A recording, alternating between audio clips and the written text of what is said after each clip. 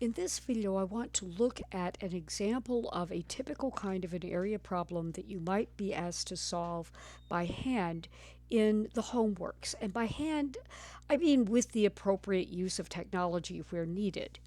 So stop the video, read this question, and think about what you would do, and then start the video back up and we can work the problem together.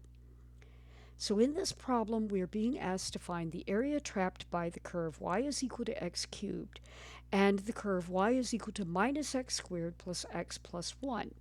We're not given any other information about the area that we're trying to find. So the very first thing that we need to do in this kind of a problem is we need to graph or draw the region. Because until you can see the region, you have no idea which curve is on top, and you don't know where you're going to be integrating. Now, for many students, trying to graph this kind of pair of curves might be a bit difficult by hand, and it's perfectly fine to graph these two curves on a graphing calculator, or even better in Mathematica. However, I do want to kind of sketch this thing by hand, and if you graph it on a calculator or Mathematica, you really do need to copy the graph over on the piece of paper that you're working the problem. I know what y is equal to x cubed looks like. That's just a standard cubic. And I know that y is equal to minus x squared plus x plus 1 is some kind of an upside down parabola. It's a parabola that opens downwards. So I can draw a crude sketch of this by hand, and it's useful to do that crude sketch before doing anything else. The cubic is going to look like this. The cubic's going to come in and it flattens out and then it goes up like that. That's what all cubics look like. So this is y is equal to x cubed in my picture. I also know that an upside down parabola is going to look something like that. So I am expecting two intersection points. And I'm going to call this one A and this one B. We will find out what A and B are in a minute.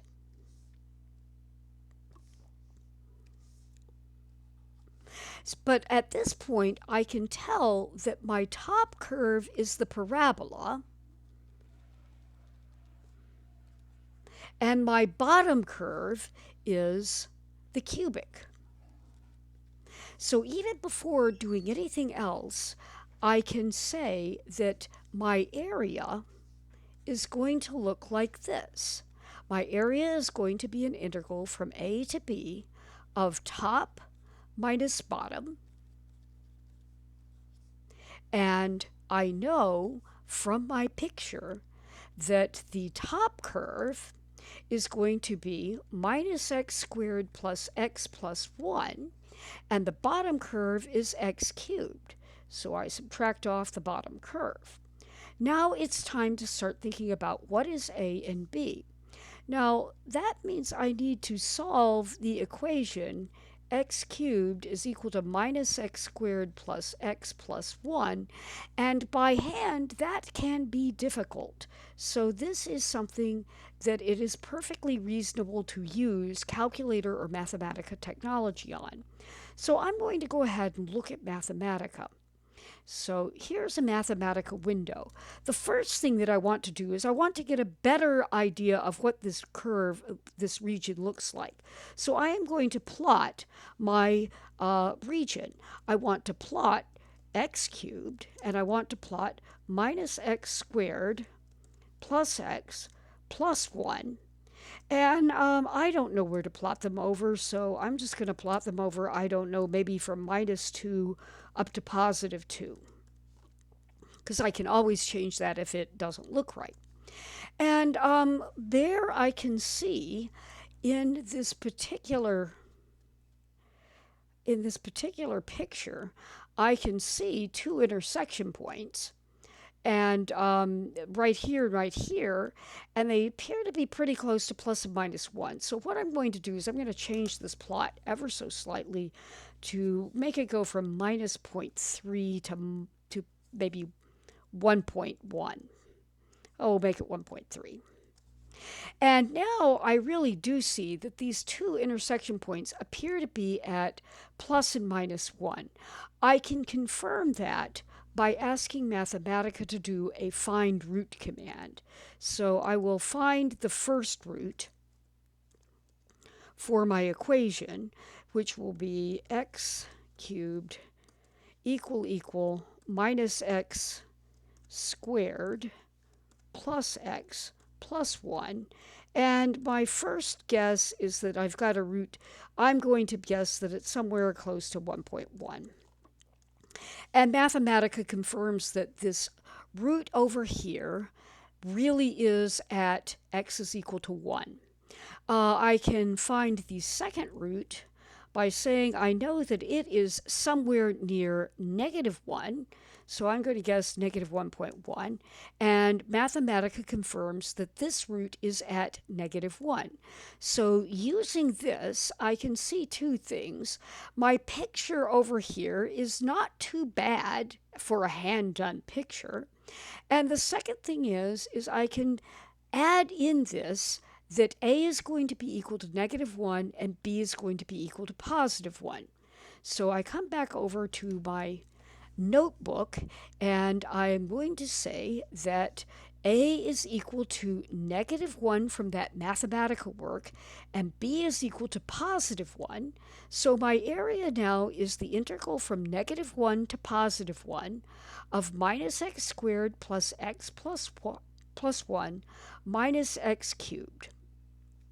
Now that is an integral that is easy enough to do by hand, so we're going to actually take the time to practice our integration and do this one by hand. The antiderivative of minus x squared is going to be minus x cubed over 3, and then we're going to have the antiderivative of x, which is going to be x squared over 2, and my handwriting is letting me down. And then I'm going to have the antiderivative of 1, which is just an x. And finally, I get the antiderivative of minus x cubed, which is minus x to the 4th over 4. And I need to evaluate this between negative 1 and positive 1. And what I do is I plug in 1 and I plug in negative 1 and put a minus sign between them because of the fundamental theorem of calculus. When we put in 1, we're going to have negative 1/3 plus 1/2 plus 1 minus 1/4.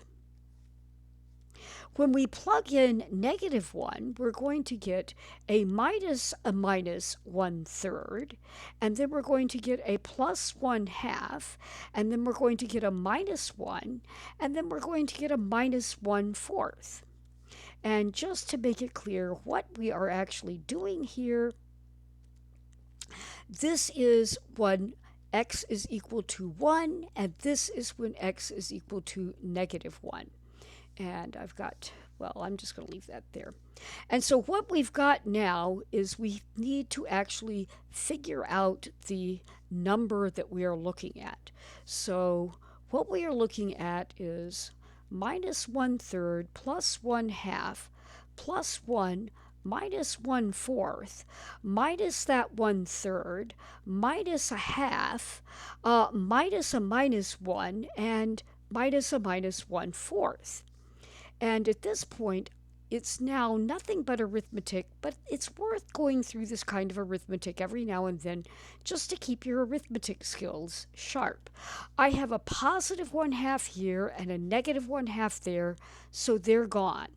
And now notice that I also have a positive 1/4 and a negative 1/4, so they're gone. And so what is left is minus 1/3 plus 1 minus another 1/3 plus a 1. So we're looking at 2 minus 2/3, and that is 6/3 minus 2/3, and that is 4/3. We can check our answer using Mathematica, and I want to go ahead and do that as well because when you have technology, you might as well use it. So I want to actually see what happens when Mathematica integrates my top function, which is minus x squared plus x plus 1 minus my bottom function, which is minus x cubed, and I need to integrate between minus 1 and positive 1. And when I do that, lo and behold, I get 4/3, and that confirms that our answer is correct.